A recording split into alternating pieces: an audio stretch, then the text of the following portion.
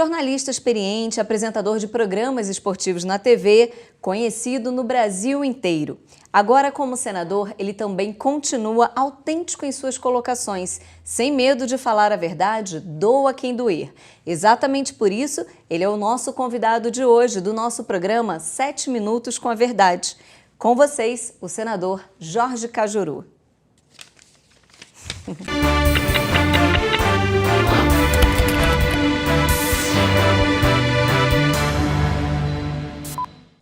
Senador, qual a importância da internet para a democracia?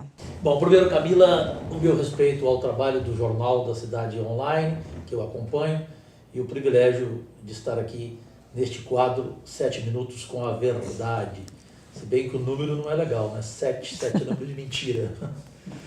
Mas quem mente também rouba, então vamos direto à sua pergunta. A internet é o único meio de você comunicar em mão dupla com a sociedade brasileira. Como dizia Brecht, comunicação é em mão dupla e não em mão única, Sim. como ocorre no nosso país. As redes sociais vieram para esse bem, já que a televisão, o rádio, o jornal funcionavam mais como alienadores, né? Principalmente a TV, né? Para alienar as pessoas. E a imprensa foi feita para servir ao povo e não se servir do povo. Por que tanta gente interessada em silenciar pessoas comuns que expressam suas opiniões na internet? Há um quê de censura nisso, na sua opinião? Ah, sim, Camila, sim, brasileiros e brasileiras, meus únicos patrões. Quem propaga a liberdade de imprensa neste país está mentindo. O Brasil tem liberdade de empresa e não de imprensa. Isso há muito tempo. Talvez o mar de lamas no Brasil, no governo Getúlio Vargas, era mais espalhado do que hoje. Melhorou, evoluiu, sim, mas ainda não é o ideal. A maior parte da nação não sabe o que precisa saber. Assunto factual, reforma da Previdência. A maioria não tem conhecimento algum e vai na boiada. Ou seja, diz que é bom sem entender que é um sacrifício, especialmente para a classe trabalhadora do Brasil. Senador, o governo do presidente Bolsonaro tem apenas 9 meses, mas parte da grande mídia fala como se ele fosse responsável por todos os problemas do Brasil. Sendo o senhor político e jornalista, como observa essa relação da imprensa com o novo governo? Primeiro, que a imprensa não deveria ter relação com o governo. Eu tenho uma opinião radical que faz com que a maioria da imprensa não goste de mim, mas como eu também não gosto dela, 0 a 0. Eu digo o seguinte, a imprensa não deveria ter publicidade do governo.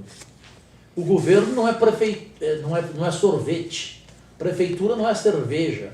Então o governo tinha que comunicar com a sua população pela internet, pelas suas próprias redes sociais e não gastar bilhões de reais com publicidade de Banco do Brasil e outras estatais. Porque no fundo, o governo ele não quer comprar espaços publicitários, ele quer comprar a sua opinião, a opinião do Jornal da Cidade Online, o seu editorial. Então essa relação ela é promíscua. Ela não traz nenhum benefício. Consequentemente, como o governo Bolsonaro comprou briga com os maiores veículos de comunicação do país, ele recebeu em troca ação, reação. Perfeito? Sim. Antes, governos como Fernando Henrique Cardoso, que gastava bilhões de publicidade, ele era o queridinho da mídia. Tanto que ele saiu sem nenhuma condenação, comprou literalmente a sua reeleição como presidente da República, uma corrupção abismal, e ele hoje faz palestras mundo afora como um sociólogo, como um ex-presidente extraordinário, quando na verdade não foi. Foi para os bancos, foi para os ricos. Essa é a realidade. O presidente Bolsonaro está enfrentando pela falta de comunicação, porque aí vem o erro dele também. Você não pode só culpar a imprensa. O erro dele é não ter uma boa comunicação, nem com a imprensa, nem com a população, e se perder em um festival semanal de patuscadas e pândegas, uma confusão impressionante. Um fala daqui, o filho responde dali, o outro responde daqui. Virou um governo virtual, um governo de Twitter, né? Quando o país não quer isso. O país o elegeu, tem esperança nele, confia como eu confio nele, mas espera mais dele. Senador, mesmo que tentem negar, qualquer pesquisa nas ruas mostra que o povo não confia no STF. O que ou a quem se deve essa desconfiança?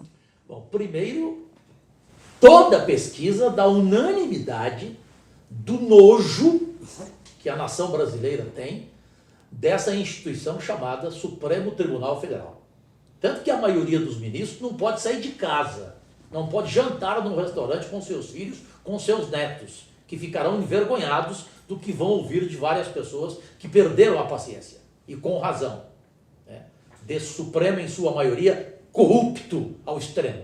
Os milhões que 11 ministros custam, lá tem até auxílio de morte. Aliás, estou ansioso para saber quem primeiro vai usar esse auxílio. E o principal responsável pela desmoralização do Supremo seja o nefasto Gilmar Mendes, né? Aquele eu prefiro não encontrar na rua, porque se encontrar eu vou cuspir na sua cara, mesmo que ele me prenda.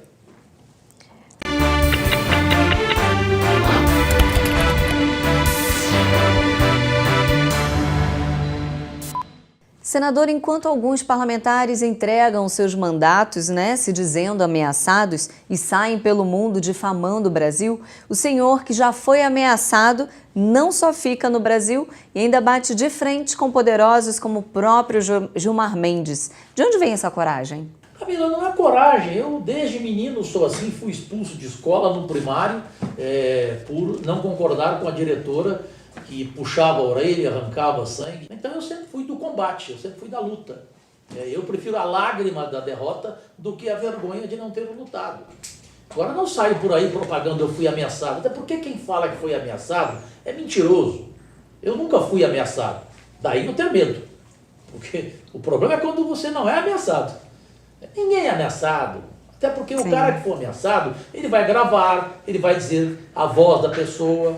Sim. Então eu nunca fui ameaçado coisa alguma. É evidente que tem um monte de canalha querendo me matar, só que eu vou enterrá-los primeiro.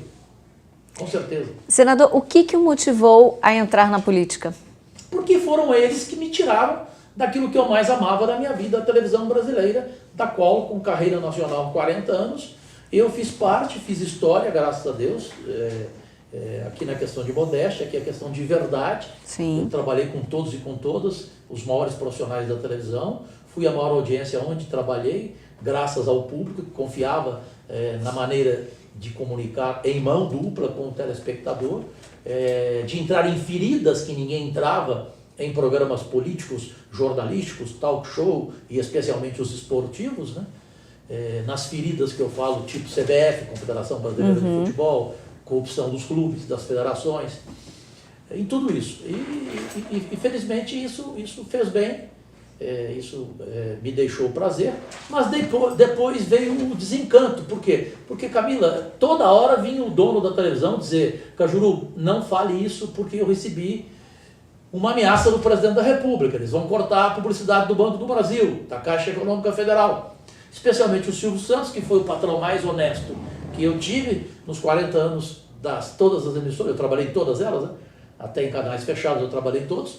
O Silvio foi o único com coragem de falar: Cajuru, eu vou tirá-lo do ar porque eu vou perder patrocínios, agora eu vou mantê-lo.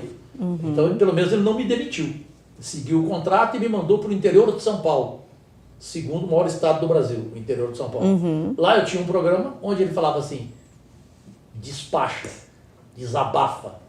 Então lá eu chamava Lula de ladrão, Fernando Henrique de bandido, de corrupto, entendeu? E ficava por isso mesmo, ou seja, ele não achava ruim o Silvio, ele não queria que eu falasse mais em rede nacional, porque isso os Lulas, os Fernando Henriques não aceitavam, né? É complicado que até na TV a gente não pode falar a verdade, né? Principalmente na TV, que é o maior veículo. É verdade. Né? Então, esses poderosos não aceitam crítica, né? Para eles, a crítica não é apenas uma opinião, é uma ofensa. Como dizia o imortal jornalista Paulo Francis, como a crítica ela é incomum no Brasil, os ofendidos tornam a crítica como um ódio, como uma raiva. Crítica não é raiva, não é ódio, é a sua opinião que você quer sobre tal assunto. Então, como esses políticos acabaram enchendo a minha paciência, trocando de emissora toda hora, por isso eu trabalhei em tantas, eu queria ficar só em uma, tipo o SBT, mas não tinha jeito, toda hora eu tinha que sair de uma. Tirei o maior corrupto da história de Goiás do ar, Marconi Perillo. Tirei um dos maiores corruptos do Brasil do ar, do plano de Senado Federal, e ele teve que se rebaixar, ser candidato a deputado federal e não poder sair de casa. Aqui no Congresso, ele entra pela porta do fundo, eu entro pela porta da frente. Me refiro a quem? A Aécio Neves.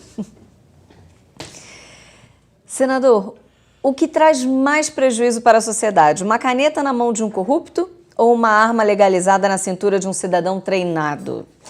A caneta do corrupto tem um potencial mais letal, né? Se a gente pensar nos desvios da saúde pública, por exemplo. O que o senhor pensa sobre isso? Qual que causa mais, qual a arma, né, mais prejudicial? A caneta na mão de um corrupto é mais prejudicial. Até porque arma você tem como se defender. Sim. Até com a música, com a poesia, que é simples. A minha alma está armada e apontada para a cara do sossego. Falcão Rapa. Então a arma, Deus te protege. Agora Deus não te protege do corrupto. Que ele rouba os seus sonhos, ele rouba o seu dinheiro contribuinte. Então a caneta na mão desse, ela é perigosa. Normalmente a maioria faz demagogia, mente e, repito, quem mente também rouba. Com certeza. Senador, qual a importância do pacote anticrime para o povo brasileiro? Camila, é fundamental, né?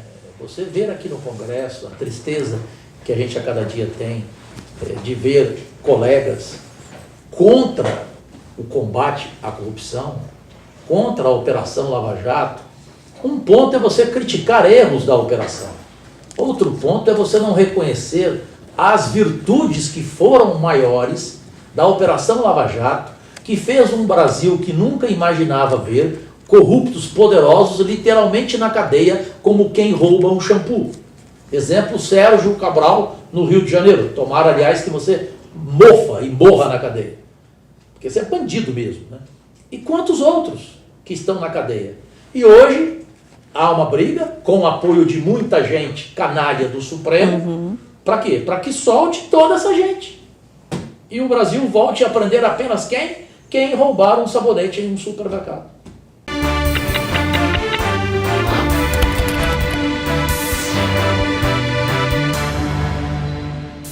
Por que os partidos de esquerda são contra até mesmo a veiculação da propaganda do pacote, né? Alguns programas de TV mostram muito mais violência todos os dias e isso não sai do ar.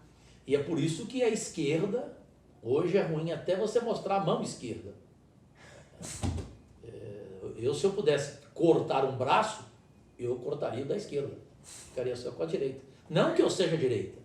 Eu não sou nem oposição e nem situação. Eu tenho posição, é diferente. Agora a esquerda foi ficando desmoralizada no Brasil, e principalmente agora, nesse momento, por ser contra algo que a nação quer, que é o combate à corrupção. Por que ela não quer? Aí vem aquela frase que lembra do corrupto desde a maternidade, ex-presidente Temer. Quem não deve, não temer.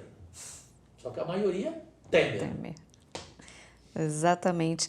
Nesse tempo como senador, o senhor acha que os políticos, de maneira geral, se preocupam mais com seus próprios interesses ou realmente em representar o interesse do povo, incluindo os dos mais humildes? A maioria odeia o povo.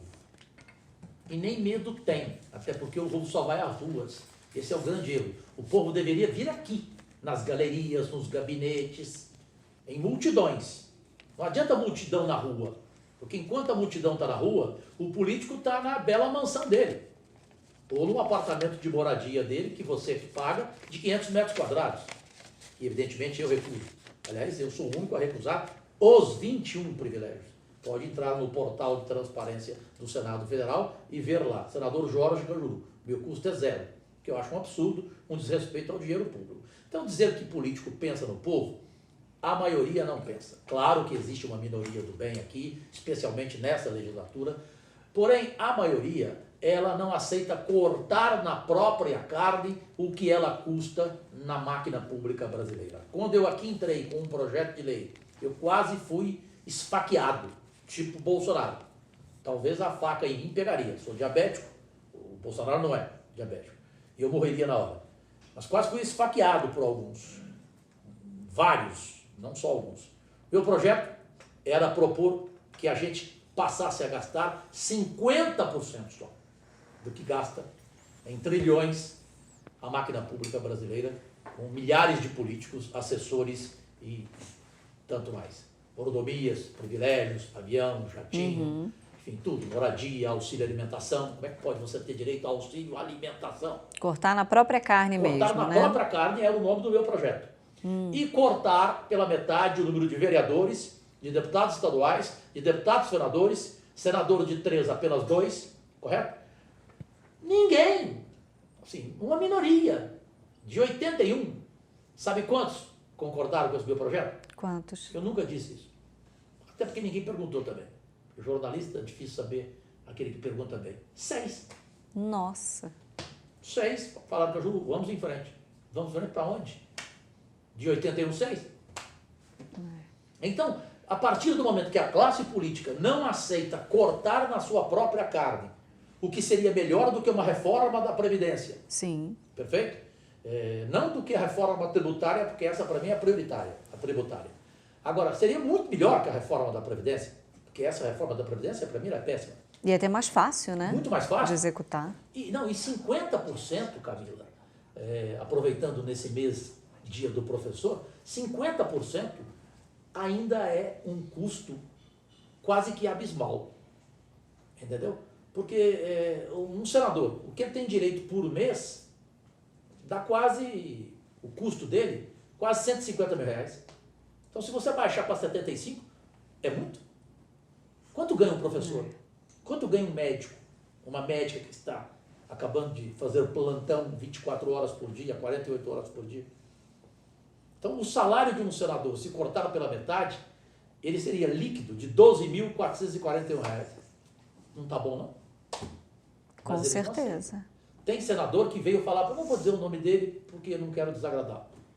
Mas teve senador, um mais antigo, que veio e falou assim para mim, Cajuru, não, você está errado. Nós vamos fazer um projeto para aumentar o nosso salário. A gente está ganhando pouco. Pasmo. É pensar muito em si e pouco no povo, né? Claro, eles ficam chateados comigo porque eu não sou hipócrita. E não dependo deles para sobreviver. Como eu não dependo da política. Eu entrei na política e saio amanhã. Desse chiqueiro eu não levo nem o cheiro nem a caatinga. Eu vou ficar aqui 8 anos e você nunca vai saber, nunca vai ver a Polícia Federal 6h30 na minha casa, perfeito? E nunca vai ver o meu nome no Jornal Nacional, que aliás adoraria, mas não vai ter esse privilégio, o meu nome envolvido em corrupção, entendeu? Então eu vou sair daqui de cabeça erguida. Como eu saio hoje, eu entro em avião, eu sou aplaudido em avião, em aeroporto eu sou cumprimentado por todo mundo, em estádio de futebol eu sou aplaudido, em bar, em restaurante eu sou cumprimentado. Eu não tenho vergonha de sair por qualquer lugar desse país, como a maioria da minha classe política tem. Né? Tem que pegar avião de amigo empresário ou comprar um avião particular para chegar a Brasília. Não, eu venho de carro para imposto de gasolina, para comer um disco de carne, entendeu? Para tomar um refrigerante, e todo mundo conversa comigo na boa. Isso é o maior privilégio, isso é um patrimônio para mim. Eu sei que eu não sou dono da verdade, mas a verdade é dona de mim. Claro. Eu sei que eu não vou consertar o mundo, mas eu não vou deixá-lo de me desconcertar. Ele também não vai me desconcertar. Então eu vou fazer a minha parte. Eu vou deixar um legado, uma história de que eu fiz. Meus projetos, minhas posições, meus enfrentamentos. As pessoas vão se lembrar. Ah, aquele cara, ele fez isso, ele fez isso, ele fez isso. Ele deixou um projeto nacional de diabetes, que atende via SUS aos milhões de diabetes do Brasil. Ele lutou pela permanência do Fundeb, a educação básica para 65 milhões de crianças. Ele lutou pela ampliação do teste do pezinho, em função das doenças raras de milhões de crianças deste país. Então eu priorizei a saúde, priorizei a educação. Ele conseguiu a revitalização dos rios Araguaia e Tocantins, ou seja, me preocupei com o meio ambiente. Então eu tenho que fazer a minha parte, porque se eu for ficar preocupado com a parte dos outros, eu não vivo. Né? É verdade. Eles fazem o que eles quiserem eu faço o meu. Agora, também não venham querer de mim elogios, porque eu sei separar aqui aqueles que são pássaros e aqueles que são porcos, como dizia Churchill no parlamento inglês. E eu sei que pássaros e porcos não sentam na mesma mesa. Por isso eu já estou voando, Camila.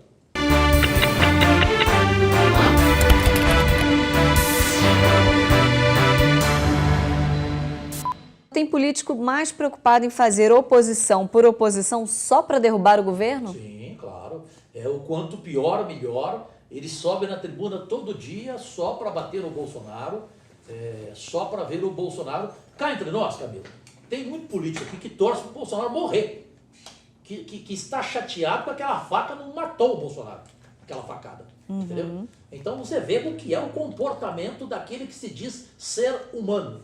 Então ele preocupa do ponto de vista político com ele, ou seja, partidariamente. Ele quer o poder, pelo poder. E para isso ele quer destruir quem está no poder. Ele não é Brasil, ele é anti-Brasil. E muito menos patriota. Ele não tem o direito de falar pátria amada, porque por ele a pátria é odiada. Só se ela estiver sob o comando dele. Dele que eu falo, da panela dele, do grupo dele. Sim. Isso é muito ruim, isso é muito triste. Né? Eu não concordo com muitas coisas do Bolsonaro, mas vou defendê-lo até a morte, no seu direito de dizê-las, como aprendi com Voltaire, e no seu direito de tentar melhorar o país. Se ele não conseguir, eu vou criticá-lo, respeitosamente. Não é porque eu fui contra ele, pelo contrário, eu sou a favor dele e em troca de nada. Eu desafio o presidente Bolsonaro, e você pode entrevistá-lo, qual foi o político, igual ao Cajuru, que nunca pediu a ele nada, nenhuma agulha. O que o senhor acha desse vazamento de óleo no Nordeste? O óleo encontrado em barris da Shell foi derramado em um ponto do Nordeste, onde as correntes marítimas faziam o produto se espalhar rapidamente. Já se descobriu que o óleo é venezuelano, possivelmente de um navio fantasma em Bangladesh sem GPS. O que seu faro jornalístico lhe diz a respeito desse assunto? Isso merecia, Camila, senhoras e senhores do país, uma CPI urgente. Tem coisa estranha, sinistra por trás de tudo isso. Eu lamento que estejamos em outubro para novembro, final de ano. Você fica pensando, Maceió. Tem um monte de amigo meu que fala, Cajuru, não sei para onde eu vou. Eu tenho que definir minha viagem logo, comprar passagem mais barata. Para onde eu vou com essa situação? Então, isso é preocupante, porque nós vamos perder milhões e milhões quanto ao turismo do Brasil nesse final de ano, no Nordeste, logo no tão sofrido Nordeste brasileiro. E essa questão, para mim, ela não tem que ser discutida de forma rápida assim. Ela tem que ser profunda. Por isso que ela mereceria uma CPI urgente. O que o senhor sonha para o Brasil, olhando para o presente e para o futuro? Quando me perguntam na rua o que tem de melhor no Brasil, eu falo, os brasileiros. Então, por eles, o que eu sonho é que venha a tomar conta de nós um brasileiro, com amor ao país, com respeito ao dinheiro público e com respeito aos seus familiares, a Deus, a saber que amanhã a conta vai chegar. Hoje nada passa em branco, entendeu? É a certeza de que você vai ser cobrado, de que não vale a pena você errar hoje, não vale a pena você ser corrupto, você roubar, você errar, você mentir. Amanhã tudo vai ser descoberto e vai ser muito ruim para você olhar para os seus filhos, para os seus netos, para os seus amigos e principalmente saber que Deus sabe de tudo, que sua mãe, seu pai. Então é isso que eu quero. Eu quero gente, eu quero pessoas do bem e não de bens. Já bastam os de bens. Eu quero pessoas de bem, cuidando da gente e querendo ver um Brasil melhor, um Brasil mais feliz, um Brasil menos inculto, daí a falta da educação, menos inculto, menos vazio, um país mais alegre, não pelo futebol, pela saúde, pela educação, pelo meio ambiente, pela segurança pública, pelo que ele merece. Porque o que ele paga de imposto, o que ele dá de milhões para a máquina pública e não recebe em troca rigorosamente nada, é muito triste. Por isso que eu faço questão de falar. Se o meu público, como na primeira votação, optar pelo sim, a favor da reforma da Previdência, saiba, meu público, eu falo meu eleitorado, saiba, pode ficar chateado comigo. Eu não vou aceitar a emenda em troca de voto, não. Como muitos estão aceitando. Ah, Cajuru, é normal. Não é normal, não. Isso é contrapartida. Não existe almoço de graça. Porque não é hora de emenda agora. Então a emenda agora é dada para você votar a favor da reforma. Tanto que quem votou contra não recebeu emenda. Então o jogo é sujo. Inclua fora dessa.